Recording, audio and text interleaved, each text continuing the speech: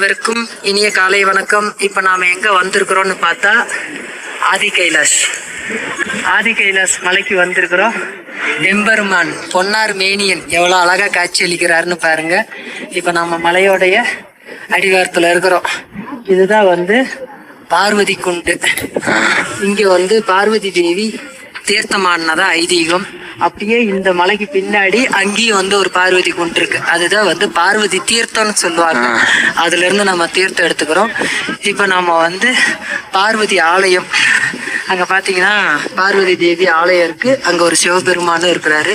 அவரை நாம தரிசனம் பண்ணிட்டு இங்க தீர்த்தம் நீராடுறவங்க இங்க நீராடலாம். அங்க தீர்த்தம் மட்டும்தான் எடுத்துக்கணும். நம்ம -, இருக்கிறதுனால யாரும் நீராடல. அதனால தீர்த்தம் மட்டும் தெளிச்சுக்கிட்டு அங்க போய் தீர்த்தம் எடுத்துக்கிட்டு நம்ம அடுத்தது ஓம் பருவத்து போறோம்.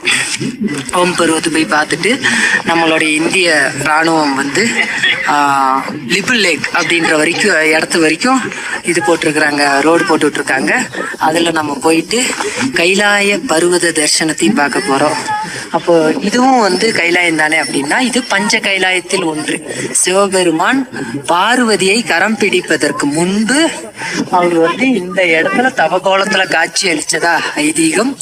இன்னமும் சுவாமி இங்க தவக்கோலத்திலேயே இருக்கிறாரு.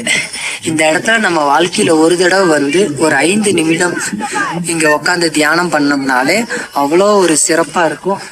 இப்போ மேல பாத்தீங்கன்னா இப்பதான் சுவாமி கிளியரா இருந்தாரு. இப்போ அவரை மட்டும் மேகம் மூடி இருக்கு. அப்படி சனத்துக்கு சனம், செகண்டுக்கு செகண்ட் இந்த இடத்துல மிகப்பெரிய அதிசயங்களும் மாற்றங்களும் நிகழ்ந்துகிட்டே இருக்கு. ரொம்ப அருமையான இந்த காலை பொழுது. இன்னைக்கு வெள்ளிக்கிழமை, அதுவுமா நம்ம பொன்னார் மேனியனை பார்த்துருக்குறோம். அதே இந்த வீடியோ பதிவின் மூலமாக நம்ம அடியார் பெருமக்கள் அனைவருக்கும் இந்த ஆதி கைலாய காட்சி கிடைக்கணும்னு அடியேனும் இறைவனை பிரார்த்தனை செய்து கொள்கிறேன். தென்னாடுடைய சிவனே போற்றி, தென்னாட்டவர்க்கும் இறைவா போற்றி. சிவா திருச்சிற்றம்பலம்.